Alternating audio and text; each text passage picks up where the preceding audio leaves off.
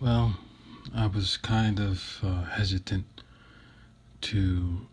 say something about the topic of health, uh, but I think something needs to be said, even though it's kind of a topic that we all deal with being here and in some form or another. And I guess the reason why I was hesitant to say anything about health, which in health, I'm talking about physical health,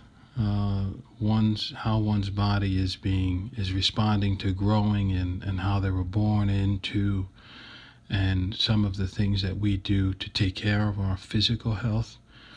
whether cosmetically or through routines of things that we do to maintain our health. And I'm also talking about mental health, where we not only maintain the outside shell that we're in, like the skin and bones that we're sitting in, and how that's evolving, but we're also taking care of the soul within ourselves, and or how that soul has been created from out of nothing into something and has to deal with or approach um, both internal and external factors and external situations and inside close to home situations, and how that's all processed. So I know that the topic of health is very complicated, and it's very situational and can be based on genetics and can be based on how one is um, handling things, or how one has been taught to handle things, or how one's been handed down certain things, and how one actually actively tries to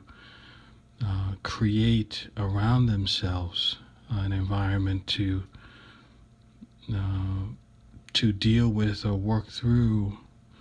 both physical and mental uh, situations regarding health. And I know there's a lot of health professionals. Thank God for both those who are dealing with and working through health issues, and thank God for those who have taken on the role of being a health professional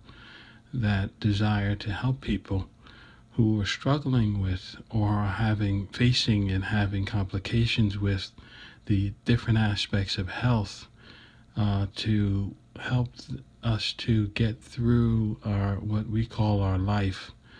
both the external shell of a person and the internal soul of a person,